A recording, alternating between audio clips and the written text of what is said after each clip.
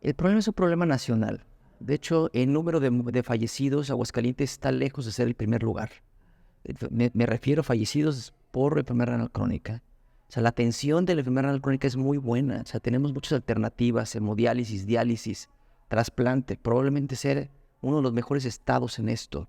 Sin embargo, no puedes medir ni atacar lo que no mides. O sea, no puedes atacar ni observar eso si no estás haciendo una medición. Y desde hace algunos años empezamos con el registro estatal y eso nos permite ponderar el problema y poderlo enfrentar adecuadamente. Y efectivamente, pues, detectamos que el problema no es solamente en una elevada cantidad de pacientes en diálisis y hemodiálisis, que por cierto somos solamente 2 estados que tenemos un registro. Eh, y además, pues bueno, a partir de esos datos, nos fuimos a detectar el problema a tiempo para poderlo enfrentar. Y efectivamente, pues uno de los principales problemas o uno de los principales picos de prevalencia o de cantidad de pacientes en hemodiálisis son pacientes jóvenes. De tal manera que encontramos de forma temprana el problema desde la adolescencia. Entonces, esa es como que la intención, saber cómo le hago para atacar un problema que ya tengo en diálisis y hemodiálisis en jóvenes en etapa laboral, mujeres en la etapa más importante de su vida y de una causa no conocida en ese momento. Pues entonces nos fuimos 10, 15 años antes y lo encontramos en etapas tempranas. Y afortunadamente encontramos una patología relativamente noble, porque como te comentaba hace un momento, parece un riñón con baja reserva desde nacimiento, que se va desgastando con el tiempo.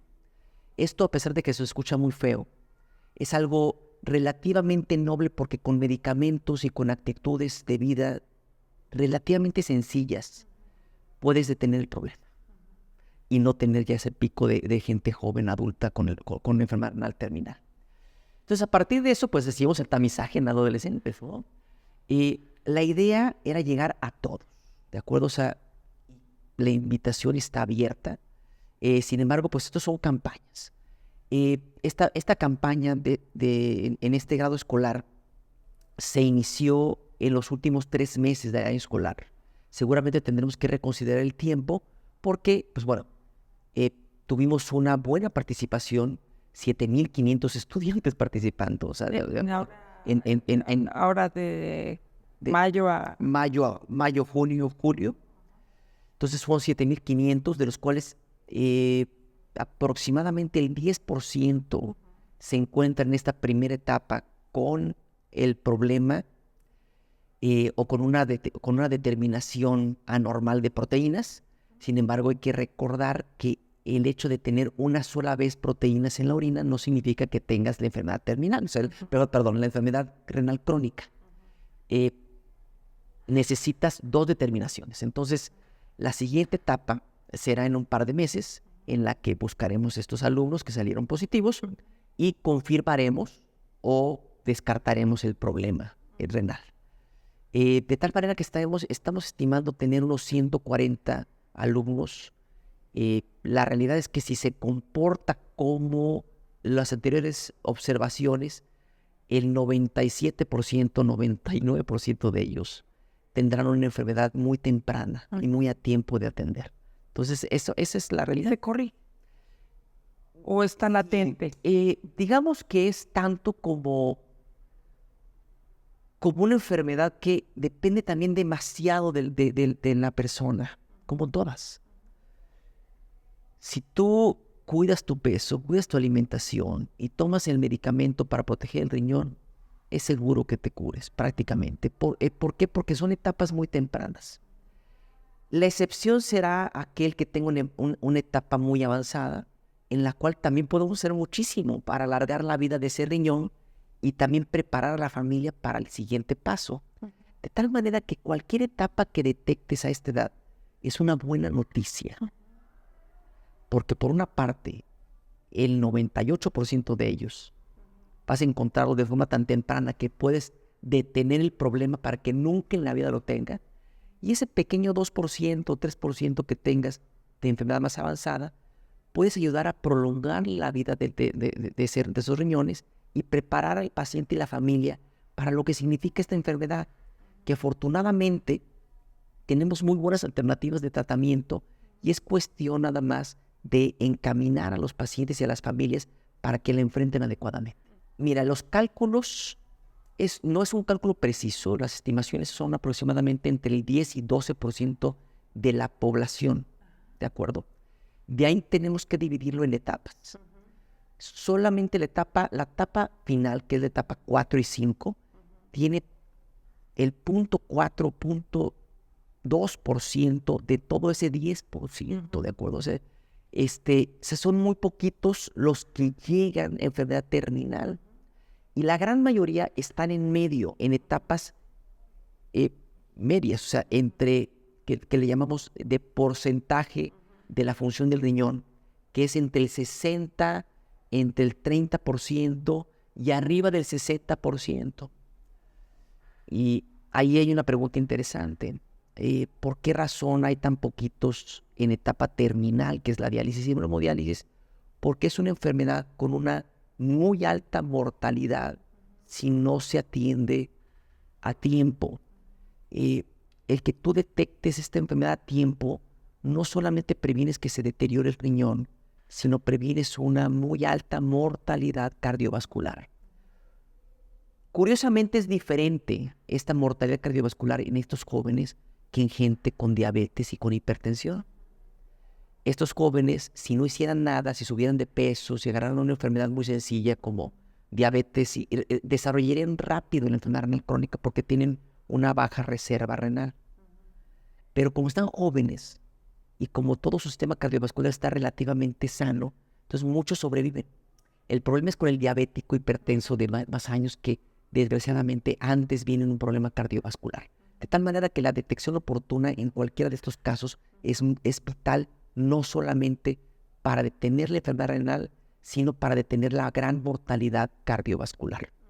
Sí, yo me atrevería a decir que son 140,000, 150,000 personas que tienen algún grado de deterioro de la función renal, ya sea por la edad, por la diabetes, por la obesidad, pacientes jóvenes. Sí, totalmente. Es una pregunta muy compleja porque depende de la enfermedad que te causó la enfermedad renal crónica. Cuando es una causa no conocida, que tu sistema cardiovascular no está tan enfermo, la mortalidad es relativamente baja. Pero cuando es un paciente diabético, hipertenso, obeso, que son la mayoría de esos pacientes, tienen una mortalidad muy alta. Es la comorbilidad, ¿verdad? Exactamente. Digamos que lo que se conoce es que en etapa terminal, o sea, ya en etapa, primero, muy importante, un diabético o hipertenso que tiene enfermedad renal crónica solamente sobrevive 1 de cada 10 para llegar a hemodiálisis y diálisis. Muy diferente a estos jóvenes, que sobreviven 10 de 10.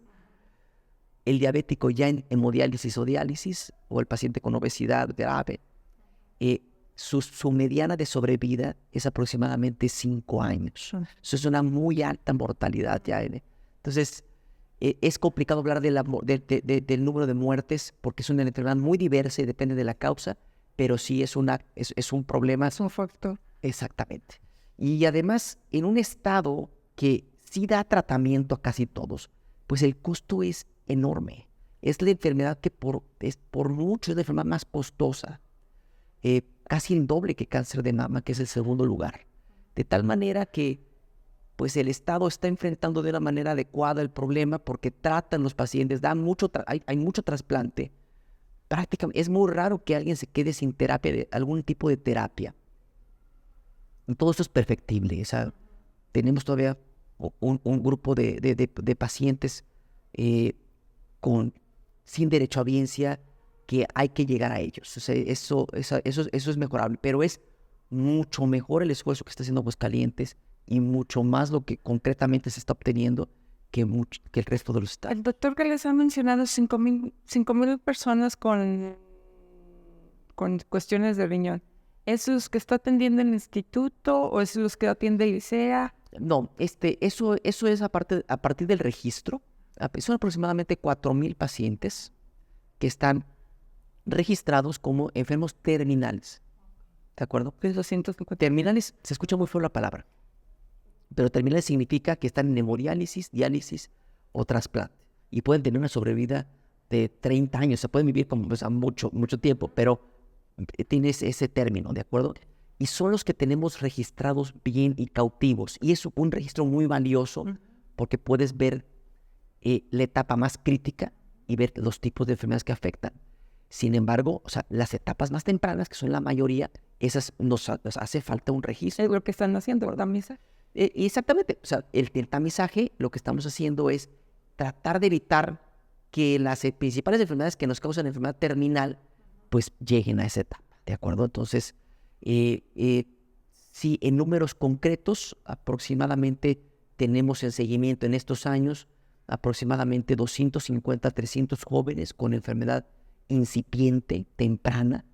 Y pues bueno, el gran reto que tenemos es hacer de la detección oportuna y la prevención una política pública.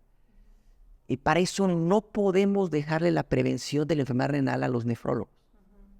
Somos, digamos que los directores de la orquesta, podemos orientar, pero los verdaderos héroes en esto son los médicos generales y la sociedad en general. Esto se tiene que hacer cultura. El cuidado de los riñones debe de ser algo natural entre la sociedad y el médico general tiene que saber cómo prevenirlo, cómo detectarlo a tiempo. Si esto se lo seguimos dejando a los subespecialistas, no vamos a poder crecer. Hace un momento mencionabas al joven y a la mamá. ¿Qué es lo que se debe de hacer un joven? Bueno, a todas las personas. Alimentarse bien, hacer ejercicio diario, tomar mucha agua. ¿El agua qué tanto se recomienda mínimo para que un riñón esté trabajando sano? ¿Cuántos litros debemos de estar dando? Bueno, para contestarte por orden la pregunta, lo primero que uno tiene que hacer es ver si tiene este problema. Okay. Entonces, la manera de determinarlo es mediante dos estudios. Uno es en orina y otro es en sangre. El de orina es algo que se conoce como microalbúmina. Es la albúmina que es la proteína, pero es una técnica que busca muy bajas concentraciones de albúmina y uno puede pedirlo en el laboratorio como determinación de microalbúmina. Y se hace un cociente, una división con una sustancia que se llama creatinina. Se pide como proporción o relación albúmina-creatinina en orina. Ese es uno. Y el otro es la creatinina sérica en sangre. Mediante esa creatinina sérica en sangre uno puede calcular su funcionamiento del riñón. Entonces, uno lo primero que tiene que hacer es ver cómo está su estado actual. A partir de eso, también empezar a hacer ciertas estrategias, ¿no? Según lo que le recomienda el médico. En general, entre menos sobrecarguemos a los riñones es mejor. ¿Cómo se sobrecarga o se afectan los riñones? Pues bueno, se sobrecarga con obesidad, se sobrecarga con una alimentación alta en sal, con alimentaciones de productos procesados, ¿de acuerdo? Obviamente, si uno con el tiempo gana peso, se hace diabético, gana cualquier enfermedad, eso le aumenta la carga al riñón. Lo que yo trato de hacer con estos adolescentes es que no agreguen más carga a ese riñón. Traten de mantener un peso adecuado y una alimentación adecuada y con eso va a sobrevivir el riñón. Sí es importante la calidad de los alimentos, sí es importante la calidad del agua. No solamente Aguascalientes, ayer veía un reportaje en Canadá que se están quejando porque el agua es muy pesada. Entonces, es curioso pues porque uno piensa que el problema es solo Aguascalientes. No, es un problema mundial. Entonces, sí hay que cuidar la calidad del agua. El agua de una forma confiable, podemos tomarla de garrafón, los que tengan los sellos de Cofepris, que son los que hacen el procesamiento de filtrado de sustancias y pues calidad del agua adecuada, ¿de acuerdo? Entonces, tanto para cocinar como para beber, la recomendación es esa. Y tener una alimentación balanceada y evitar vicios, ¿no? O sea, que son los que también nos afectan mucho. ¿Algo que se me pueda estar escapando del tema? Pues no, únicamente, pues, tratar de transmitirle a la sociedad que esto tenemos que hacerlo en conjunto. Tiene que ser un cambio cultural. O sea, no tenemos que esperar a ir al médico hasta que nos sintamos mal. Esta enfermedad renal es hegemónica en ese aspecto. Si estos adolescentes yo los dejara hasta que se sintieran mal, su primer síntoma sería algo que conocemos como síndrome urémico, que es el momento antes de empezar la diálisis. Entonces, no nos esperemos hasta sentir síntomas. Uno tiene que estarse pesando, tratando de evitar adicciones, yendo con un médico para ver qué estudios necesita para saber si está bien de la glucosa, de los lípidos. Y es de esta forma, entre una buena cultura en la sociedad y una buena cultura médica desde el primer nivel, estoy seguro que vamos a abatir este problema.